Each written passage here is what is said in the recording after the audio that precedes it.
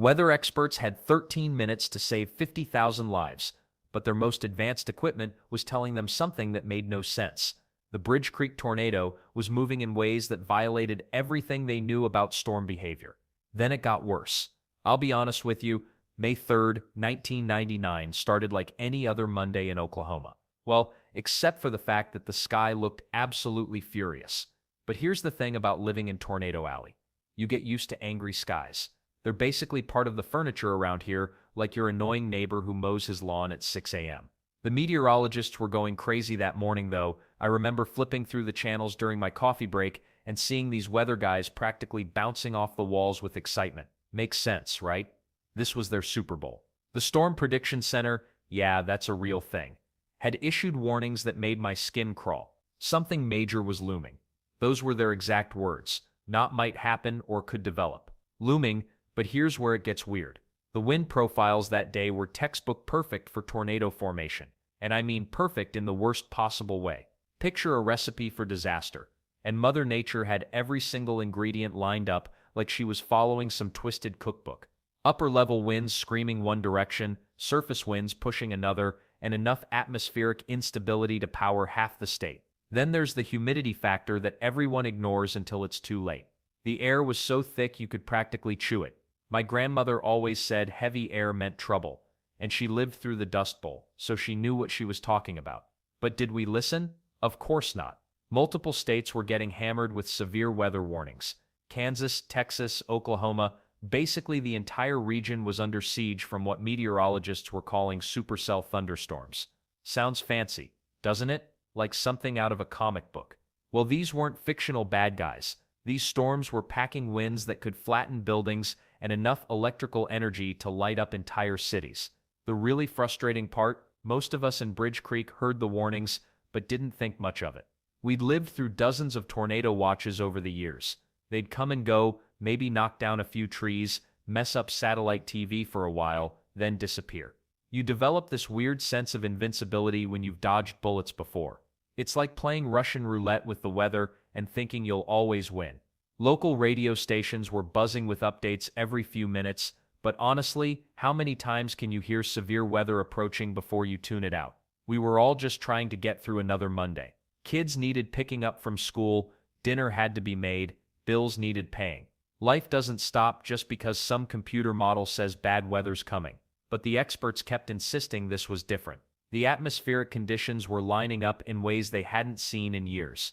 Wind shear measurements were off the charts, and temperature differentials were creating the perfect storm scenario. Everything was falling into place for something catastrophic. What none of us realized was that by 6:23 that evening, all those perfect conditions would come together in the most terrifying way possible. I was glued to my weather radio that evening, and let me tell you something. When meteorologists start getting that edge in their voices, you know something nasty is brewing. At exactly 6:23 p.m., their worst fears came true. A tornado touched down near Amber, Oklahoma, and from the very first moment, this thing wasn't playing around. Most tornadoes start small, maybe 50 yards wide, spinning like angry dust devils before they either die out or grow stronger. Not this beast. Within minutes of touching ground, it was already stretching across multiple football fields. I remember thinking, this is bad, really bad, as I listened to the storm spotters radioing in their reports. Their voices were getting higher, more urgent. Then came the word that still gives me chills. Wedge tornado. When a tornado gets so wide that it looks more like a massive wall of destruction than a spinning column, meteorologists call it a wedge. Makes sense, right? This thing was becoming a mile-wide monster, and it was just getting started.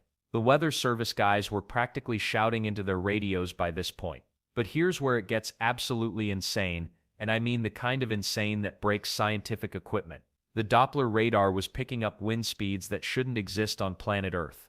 We're talking 321 miles per hour. To put that in perspective, most hurricanes tap out around 150 miles per hour, and those can level entire coastlines. This tornado was spinning twice as fast as the worst hurricanes ever recorded.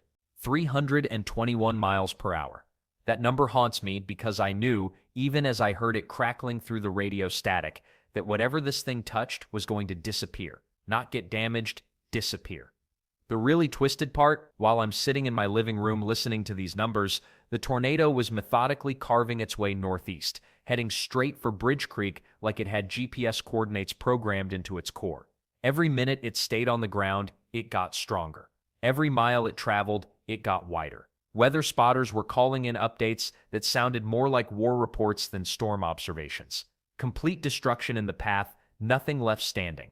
Debris cloud visible from 20 miles away. One guy actually said the tornado looked like God's own lawnmower cutting through the countryside. Dark humor, maybe, but when you're staring down nature's ultimate killing machine, sometimes that's all you've got. The meteorologist kept emphasizing one terrifying detail: this wasn't just any F5 tornado. The wind speeds were off the charts, literally breaking the measuring equipment. Some weather instruments simply couldn't register speeds that high. By 7 p.m., every emergency siren in central Oklahoma was wailing, and the tornado was bearing down on Bridge Creek with the fury of something that seemed almost supernatural. The residents had maybe 15 more minutes before their entire world changed forever, and most of them still had no idea what was coming their way. I lived through hell at 7:30 p.m. on May 3, 1999. That's when the monster hit Bridge Creek full force, and I'm not being dramatic here. This thing was beyond anything we'd ever imagined could happen in our quiet little town. The tornado slammed into us with F5 strength, which sounds like just another weather term until you're staring at what it actually means. Houses didn't just get damaged, they vanished. I'm talking about entire homes swept clean off their foundations, like some giant hand just brushed them away, leaving nothing but bare concrete slabs behind. My neighbor's two-story house? Gone. The Miller family down the street? Their whole place reduced to splinters scattered across 3 counties. But here's the part that still gives me nightmares. The pavement disappeared. Not cracked, not damaged. Gone. This tornado was so violent it literally ripped the asphalt right off the roads, peeling it up like old wallpaper. I've never seen anything like it, and honestly, I hope I never do again. Then there were the cars. Sweet Jesus, the cars. Vehicles weighing thousands of pounds got tossed around like toys in a bathtub. I watched my own pickup truck, a heavy-duty Ford that I'd been making payments on for 3 years, fly through the air and land upside down in what used to be the Johnsons' backyard, about 400 yards from where I'd parked it. The insurance adjuster later told me he'd never seen metal twisted quite like that. Makes sense, right? The worst part was watching Ridgecrest Baptist Church get obliterated in real time. This wasn't some flimsy building, it was solid brick, been standing strong for decades through every storm Oklahoma could throw at it. The tornado hit that church and demolished it in maybe 10 seconds flat.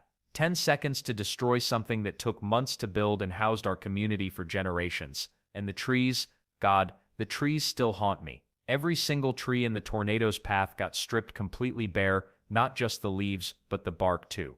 They looked like giant toothpicks stuck in the ground, white and naked and wrong. The tornado had literally sandblasted them with debris moving at unimaginable speeds. The sound was unlike anything I'd ever heard. Not like a freight train, that's what everyone always says, but it's not accurate. This was more like the earth itself was screaming, this deep, bone-shaking roar that you felt in your chest more than heard with your ears. It made your teeth rattle and your stomach turn inside out. When it finally passed, the silence was almost worse than the noise had been. No birds, no insects, no normal sounds of life. Just this eerie, dead quiet broken only by the distant sound of car alarms and people calling out for their families. I stood there in what used to be my neighborhood, looking around at complete devastation, and realized we were the lucky ones who survived. But surviving was just the beginning of our nightmare. I lived through hell that night, and I'm still trying to make sense of what happened to my neighborhood. One minute we were a real community, you know, the kind where kids rode bikes until dark, and everyone knew each other's dogs by name. The next minute, gone. Just gone. The numbers they throw around don't even scratch the surface of what we actually lost. 200 homes destroyed in Bridge Creek alone. But here's what those cold statistics don't tell you. Every single one of those homes had a family inside just hours before. People like me who thought their biggest worry that evening would be whether to grill burgers or order pizza. Walking through what used to be my street the next morning felt like stepping onto an alien planet. I'm not being dramatic here. I literally couldn't recognize where I was. The landmarks that helped me navigate my own neighborhood for 15 years had vanished. Mrs. Peterson's giant oak tree that blocked our view of the sunrise, stripped down to a telephone pole. The yellow fire hydrant my kids used as home base during hide and seek, wrapped around a car that definitely wasn't ours. Then there's the Willow Lake Addition situation. And honestly, this is where I get angry. Most of our neighbors who died that night lived in mobile homes, and everyone knew those things were death traps in severe weather. But what choice did they have?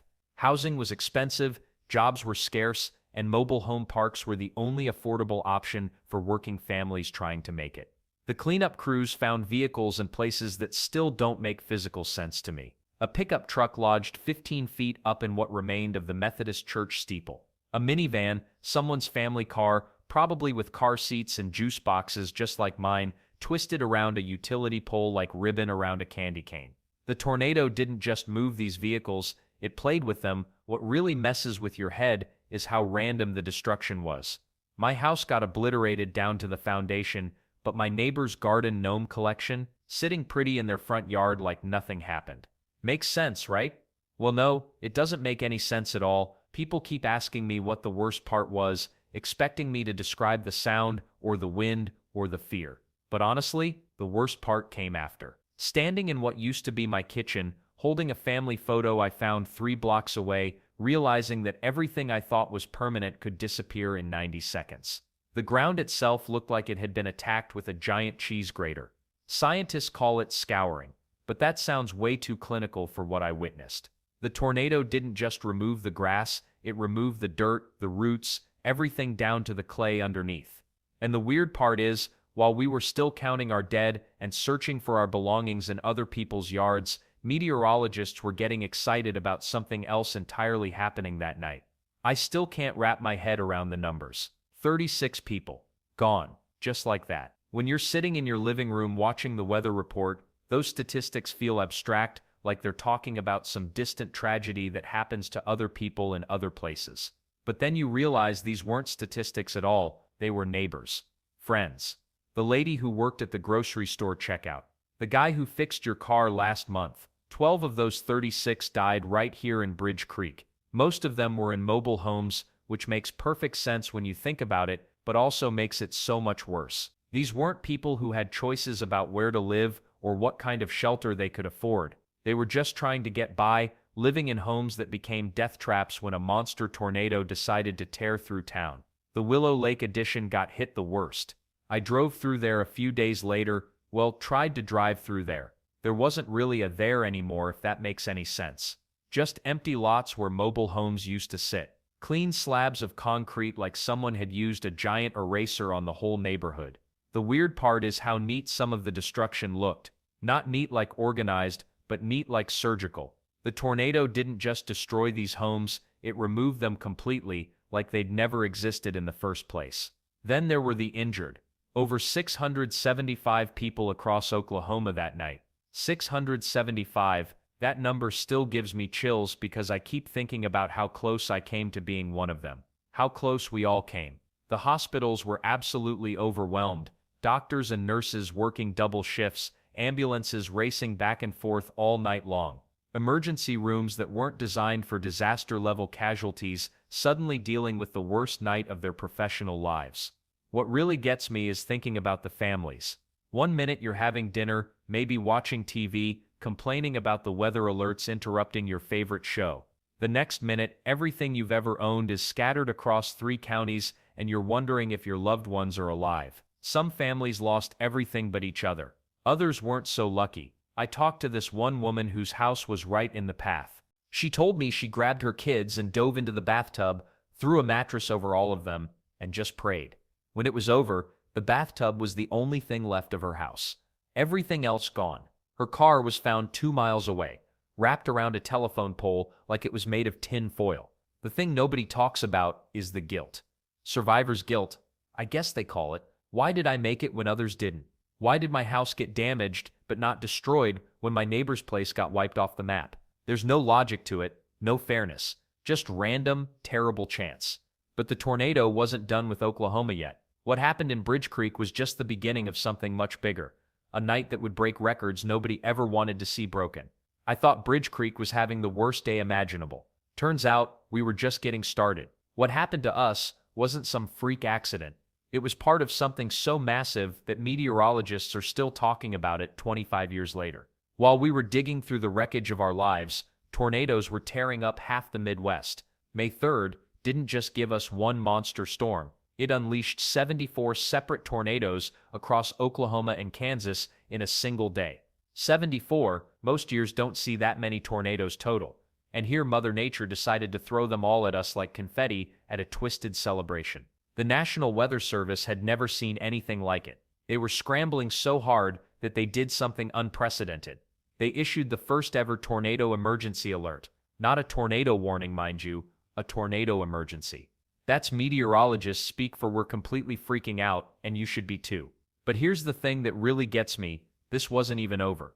The atmosphere was so charged up, so angry, that the chaos continued into May 4th. When the dust finally settled, they counted 152 tornadoes across the entire week in early May. 152 spinning death machines, and lucky us got to host the star of the show. My neighbor Jerry, bless his heart, kept saying we must have done something to anger God. Well, if that's true, then apparently half of Oklahoma was on the naughty list. Towns I'd never heard of were getting flattened left and right. More got hammered worse than we did, if you can believe that. Mulhall, Stroud, Dover, the map of destruction looked like someone had taken a giant eraser to the state. The weird part is how proud everyone became afterward. Yeah, you heard that right, proud. Suddenly, we weren't just tornado victims, we were survivors of the most intense tornado outbreak in Oklahoma history. The Bridge Creek tornado, our tornado, was officially ranked as one of the most powerful storms ever recorded on Earth. Those 321 miles per hour winds weren't just destroying our homes, they were making history. Local news kept calling it a historic weather event, like we should feel honored to be part of it. Historic, sure, tell that to the Johnsons, who lost everything including their dog. Tell that to the families burying their loved ones.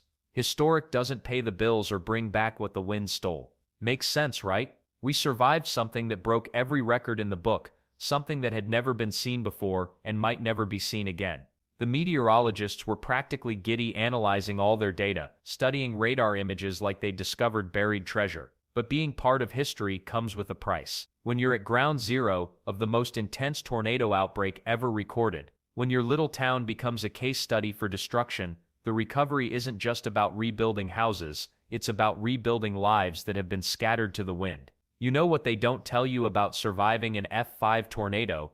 The storm itself is just the beginning. I lived through May 3rd, watched my neighbor's house get erased while mine somehow stayed standing, and honestly, the weeks after were almost worse than those terrifying minutes under my bathroom sink. The silence hit me first. No hum of air conditioners, no buzz from streetlights, nothing. Bridge Creek looked like someone had taken a giant eraser to half the town. My block? 3 houses left out of 12. The Johnsons next door were gone. Not dead, thank God, just gone to her sister's in Tulsa, because there was literally nothing left to come home to. We had no power for 3 weeks. 3 weeks. Do you know what it's like trying to preserve insulin in May heat with no electricity? My diabetic father-in-law nearly ended up in the hospital twice. Meanwhile, FEMA trailers were backing up on every corner, and insurance adjusters were crawling around like ants with clipboards, arguing about whether wind damage versus debris damage was covered. Then there was the smell. Nobody warns you about that either. Wet insulation, splintered wood, and this weird metallic tang that I swear came from all the twisted metal scattered everywhere. It stuck in your nose for months. But here's the thing that really got to me. The volunteers. Thousands of them showed up from churches, schools, even from other states. They'd arrive at dawn with work gloves and coolers full of sandwiches, ready to dig through debris piles, looking for family photos and wedding rings. Makes you feel guilty complaining about anything, right? Well, not everyone felt that way. The Hendersons 2 streets over? They fought their insurance company for 2 solid years over their claim. Turns out their policy had some clause about acts of God that somehow didn't cover tornadoes. The irony wasn't lost on anyone. God apparently covers floods but draws the line at spinning wind. Recovery became this weird mix of hope and frustration. One day you'd find your grandmother's china miraculously intact under a pile of roof shingles. The next day you'd discover your insurance check wouldn't even cover half of rebuilding. The math was brutal. Over $1 billion in damage across Oklahoma. $1 billion. We were the first tornado to hit that milestone like some twisted lottery nobody wanted to win. Building codes changed after that. New homes had to meet stricter standards. Safe rooms became mandatory in some areas, and the whole warning system got an overhaul. The phrase tornado emergency didn't even exist before our storm, now it's standard terminology. Years passed before Bridge Creek really looked normal again. Some lots stayed empty for so long that weeds took over and kids started calling them tornado gardens. The Ridgecrest Baptist Church rebuilt bigger and stronger with a basement that could hold half the town if needed. But here's what nobody expected. All that data from our disaster would end up changing everything scientists thought they knew about measuring tornado intensity. Those record-breaking wind speeds, they were about to rewrite the textbooks completely. I'm sitting here thinking about how sometimes the worst disasters end up teaching us the most important lessons, and man, the Bridge Creek tornado was like getting a brutal PhD in tornado science all at once. Those scientists didn't waste any time diving into what happened that day. They were like kids in a candy store, except the candy was terrifying meteorological data that could save lives. The 321 miles per hour wind speed reading, that wasn't just some random number that meteorologists threw around to sound impressive. They went over that Doppler radar data with a fine-tooth comb, checking and double-checking because they knew they were looking at something that had never been recorded before. Makes sense, right? When you're claiming you've measured the fastest winds on Earth, you better be absolutely sure about it. But here's where it gets really interesting. And this is something most people don't realize. Before May 3rd, meteorologists had this whole system of tornado warnings that was basically, hey, there's a tornado, take cover. Pretty straightforward, but also pretty generic when you think about it. After seeing what happened in Bridge Creek, they realized that wasn't enough. Some tornadoes are just different beasts entirely. That's when they came up with the Tornado Emergency Warning System. It's like the difference between your smoke detector going off because you burned toast versus your smoke detector going off because your house is actually on fire. The Tornado Emergency Alert basically screams, this isn't your average Tuesday tornado, this thing will obliterate everything in its path, and we mean everything. The weird part is how Bridge Creek became this unlikely classroom for emergency management folks across the country. They'd study the survivor accounts, the timeline of destruction, the way the storm moved. All of it became required reading for anyone trying to figure out how to keep people alive when nature decides to throw its worst tantrum. Then there's the building code revolution that nobody talks about enough. After seeing entire neighborhoods reduced to splinters and concrete slabs, engineers started asking some pretty uncomfortable questions about how we'd been constructing homes in Tornado Alley. Storm shelters went from being this luxury item that only paranoid people installed to becoming as essential as smoke detectors. Well, at least for those who could afford them. Oklahoma emergency management directors still use May 3rd as their benchmark for the absolute worst-case scenario. They'll run drills based on Bridge Creek data, train responders using the lessons learned from that night, and constantly reference those radar images showing that massive wedge tornado carving its path of destruction. The scientists kept studying those wind measurements for years afterward, trying to understand how air can move that fast and what it means for future forecasting. Every time they thought they had tornadoes figured out, Bridge Creek reminded them that nature always has a few more tricks up her sleeve. And honestly, that's probably the most important lesson of all, respect for what we're dealing with out here in Oklahoma. But that respect came at a price that 36 families paid in full, and their stories continue echoing through every warning system and every storm shelter built since that devastating night.